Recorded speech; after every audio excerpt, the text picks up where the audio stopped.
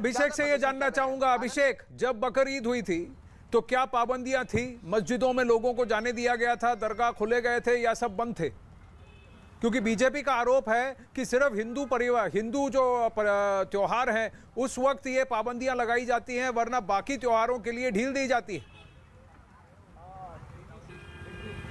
देखिए, ऐसा कुछ नहीं है आनंद, क्योंकि बकरीद हुई थी और सामने कई सारे त्यौहार आकर गए, लेकिन सरकार का प्रोटोकॉल जो था कि लोग अपने घरों पर रहें, अपने घरों पर त्यौहार मनाएं, फिलहाल लोग बाहर न निकले। और ठीक उसी तरीके से हिंदू त्योहारों के लिए भी हुआ है। लेकिन अब बीजेपी को ऐसा लगता है कि कहीं न कहीं सामने चुनाव है 6 महीने बाद, और थाने म्यूनसिपल कॉरपोरेशन हो या मुंबई म्यूनसिपल कॉरपोरेशन, दोनों जगह एक बड़ा महानगर पालिका है, और ऐसे में सरकार को दही हंडी के उत्सव के बात पे हो या मंदिर के मुद्दे पर, दोनों पे घेरा जा सकता है।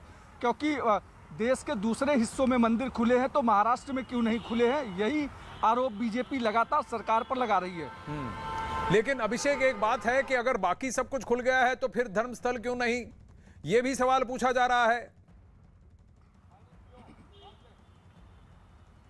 देखिए, सरकार जो कर रही है लगातार वो केरला का हवाला दे रही है कि केरला में इस समय 30,000 से ज़्यादा केसेस बढ़े हैं। दूसरी लहर जब हुई थी तब उस समय महाराष्ट्र दूसरे नंबर पर था केरला के बाद। अब केरला में जब पीक पे लहर पहुंच रही है तो निश्चित तौर पर महाराष्ट्र में उसका असर पड़ेगा। और सरकार ने केंद्र सरकार की उस चिट्ठी का भी हवाला दिया है जिसमें कहा गया है कि दही हंडी हो या गणेशोत्सव, इस तरीके से जो त्यौहार हैं उनको फिलहाल अवॉइड किया जाए, नहीं तो केसेस बढ़ सकते हैं। और सरकार उसी चिट्ठी को कल रिवील करके कहीं ना कहीं बीजेपी को भी घेरने की कोशिश की है कि अगर वो केंद्र सरकार की बात नहीं मान रहे हैं तो क्या वो बीजेपी की या प्रधानमंत्री मोदी की भी बात नहीं मान रहे हैं। तो कहीं ना कहीं बीजेपी का तर्क क्या है, मनसे का तर्क क्या है, उनसे भी जानेंगे। अभिषेक विवेक बने रहिए हमारे साथ। वहीं महाराष्ट्र सरकार की पाबंदी के बावजूद आज ठाणे में राज ठाकरे की पार्टी मनसे के कार्यकर्ता दही हंडी उत्सव के लिए स्टेज तैयार करने में जुट गए, जिसकी जानकारी मिलने पर पुलिस वहां पहुंची और उन्हें स्टेज बनाने से रोक दिया, जिससे नाराज होकर मनसे के कार्यकर्ता वहीं धरने पर बैठ गए, जिसके बाद पुलिस ने कई कार्यकर्ताओं को हिरासत में भी ले लिया। पर बैठे हैं और आप देख सकते हैं तस्वीरों में कि क्या कहना चाहेंगे आप? देखिए, महाराष्ट्र में उद्धव जी सिर्फ हिंदुत्व का नाटक करते हैं, उनमें हिंदुत्व 0% बाकी रह गया है, बराबर है।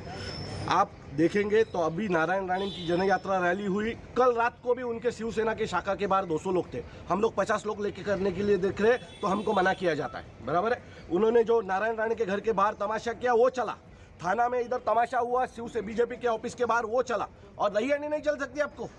हम दही हंडी करेंगे, हम थाम है, नहीं तो मैं अभी से यहाँ अनशन पे बैठ जाऊंगा। हमारे महाराष्ट्र के सब जितने भी नेता लोग हैं वो मंडप मैदान में आ रहे हैं। कल सवेरे राज ठाकरे साहब भी यहाँ आएंगे। पुलिस का क्या दावा? पुलिस क्या वो बेचारे उनका काम कर रही है कायदा सुव्यवस्था का, लेकिन अगर इन्होंने मुझे नहीं करने दिया तो मैं यही मंडप पे आज अनशन शुरू कर दूंगा।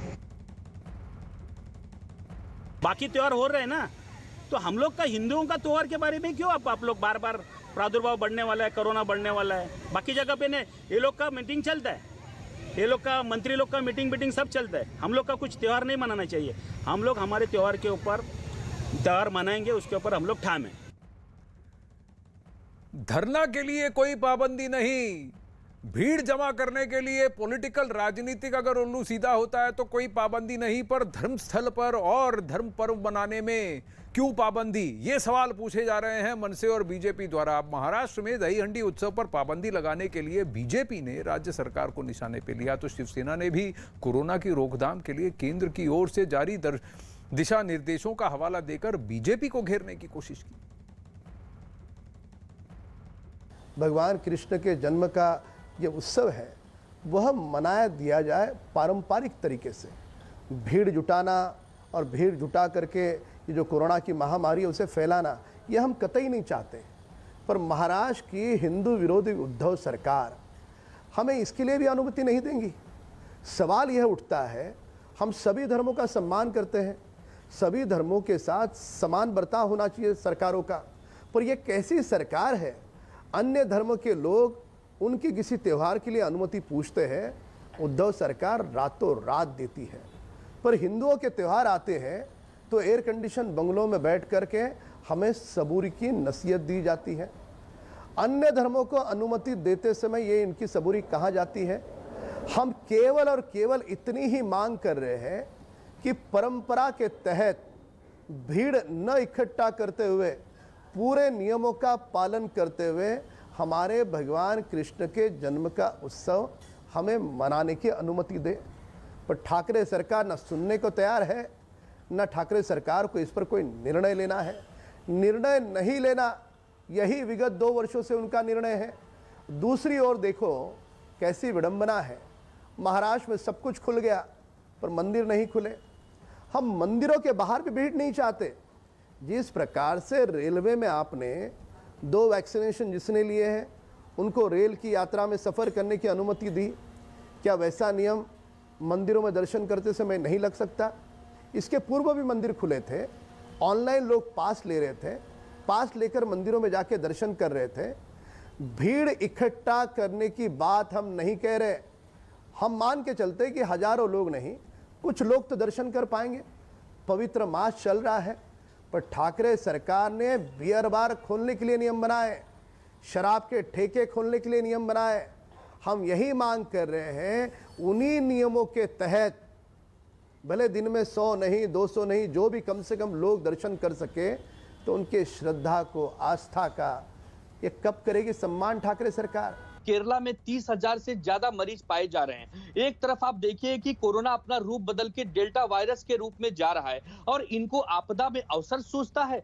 अरे ये जिस कृष्ण भगवान की बात करते हैं, स्वयं कृष्ण भगवान ने लोगों की जान बचाने के लिए वर्षा और तूफान से गोवर्धन पर्वत को एक उंगली पर उठा लिया था। उस कृष्ण भगवान के यदि आदर्शों को मानते तो आज आप ये बात नहीं कहते। जिस प्रकार उत्तर प्रदेश के मुख्यमंत्री योगी आदित्यनाथ जी और उत्तराखंड के मुख्यमंत्री पुष्कर सिंह धामी जी ने कांवड़ यात्रा नहीं करने का फैसला लिया, तो क्या भारतीय जनता पार्टी के कार्यकर्ता इन दोनों मुख्यमंत्री को हिंदू विरोधी कहेंगे? दूसरा सबसे महत्वपूर्ण सवाल कि यह त्योहार, यह उत्सव ज्यादा रूप में बच्चे मनाते हैं जिनकी उम्र 12 साल से 20-25 साल के वर्ष की होती है। आप देखिए कि अभी तक बच्चों का वैक्सीन नहीं आया है। यदि पूरे महाराष्ट्र में हम इस उत्सव को मनाने की आजादी देते हैं और हजारों लाखों की तादाद में भीड़ होती है और बच्चे संक्रमित होते हैं, इसकी जवाबदारी क्या भारतीय जनता पार्टी लेगी? नहीं लेगी।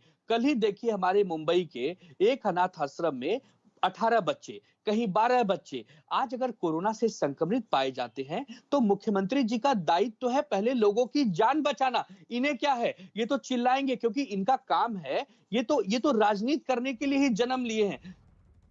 राम कदम जी हमारे साथ